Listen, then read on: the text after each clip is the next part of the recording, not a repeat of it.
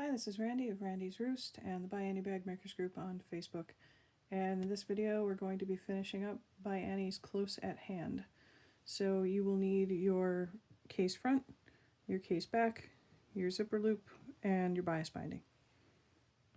Okay, the first thing we need to do is mark some center points on the zipper loop. So you're going to take the loop and fold it in half. And when you fold it in half, you're going to be matching up those two side strip bindings. Okay, so you want those two bindings nice and aligned, and then you're going to stick some clips on here to hold this in place.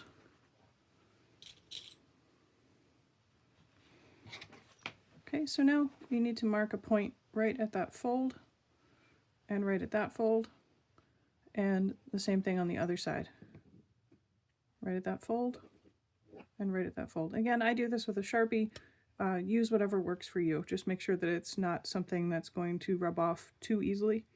And keep in mind that these marks, as long as you make them small, they're going to be hidden inside a seam. Okay, so once you have those points marked, you can take those clips off. And then you're going to bring the marks that you just made together. Like that. Okay, and then you can clip it again.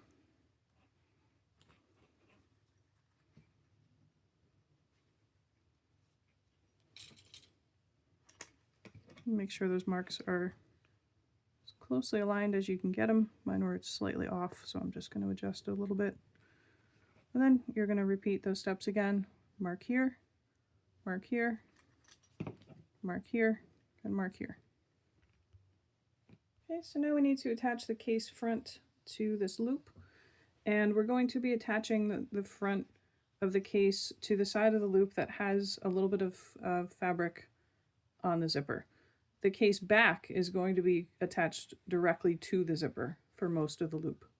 So we're going to work with the case front first. And since the binding is on the outside of this case, when we put these two pieces together, we are going to be putting them lining sides touching, lining sides together. Okay, so now we're going to work with all the center points that we marked, and we're going to first work with the one at the top of the case front and at the top of this loop. So I have the handle on the left, and again I have the side of the zipper that has some fabric on it is up. So I'm going to align those two marks just like that, lining sides together, and I'm going to clip that in place. When I put the clips on, I want the flat side of the clip on the side with the case front, because when I sew these pieces together, I'm going to have the case front flat against the bed of my machine. So it's better to have that flat side so that so you don't have like a bump getting in your way as you sew. Okay, so I have the top one aligned. Now I'm going to do the bottom. Just going to align those two marks, lining sides together, and stick a clip on there. And then align the marks on the sides in the same way.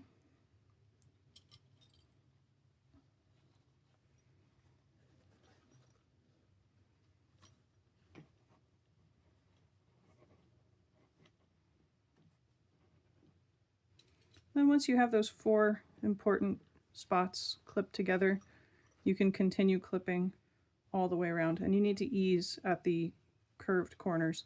I usually clip the corners in place last, because if you get any inaccuracies happening with how things are lining up, those are just going to build up when you get to the corners, because you're having to ease that a little bit to go around the curve. So I just clip the straight areas together first and then go back and clip the curved areas together. Okay, once you have that all clipped, you're going to take this to your machine. And like I said, we're going to be working with the case front down on the bed of the machine.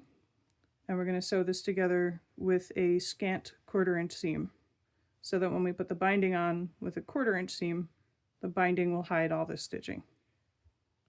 Okay, so the case should look something like this so far. And you can see that that little strip of fabric next to the zipper gave the case just a little bit of depth, so you can use these pockets. So you can put your larger items in there. Okay, so now we need to bind the seam that we just sewed. So you're going to need a piece of bias binding. And this is a little bit tricky to bind because you're kind of working in tight quarters, but you're still going to be sewing with the case front on the bed of your machine, and you're going to start sewing the binding on right around this curve, and then you're going to sew all the way around until you get just past this curve, and then you'll need to join your binding.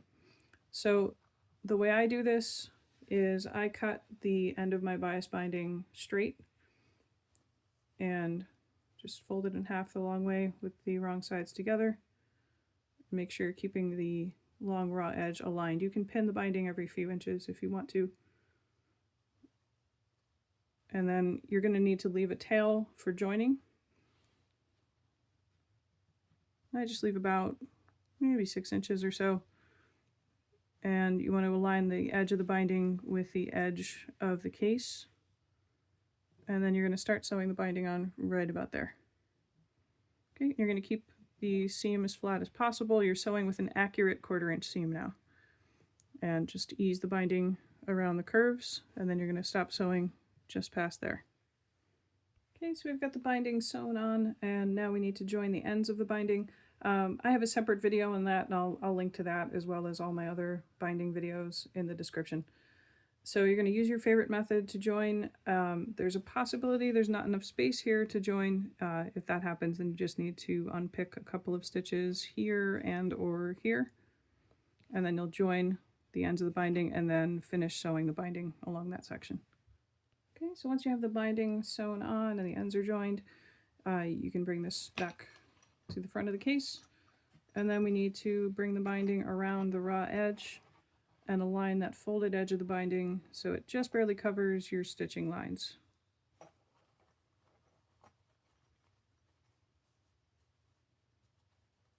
Okay, and then we're going to top stitch right along that folded edge of the binding all the way around the case. I prefer to do that by hand, so I'm going to do that off camera. Okay, so now we need to follow very, very similar steps to attach the back of the case to the other side of the zipper loop. So we want to flip this over. And this time, for most of this seam, we are going to be sewing the back of the case directly to the zipper, which might sound a little tricky. It's really not that bad. The trickiest part is probably the curved corners, where you just have to make sure that you are easing the zipper tape around the curves and make sure that you are keeping everything aligned with those center points and maintaining your scant 1/4 inch as you sew this piece on. So just like we did before, we're going to start with that top center mark. We're going to align it with that center mark on our zipper, and we're going to have wrong sides together because the binding is going on the outside.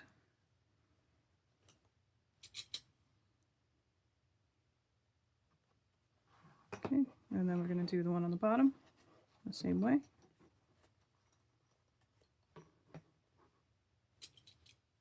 And again, I have the flat part of the Wonder Clip on the side with the case back, just so the bumpy side of the Wonder Clip doesn't get in our way as we sew.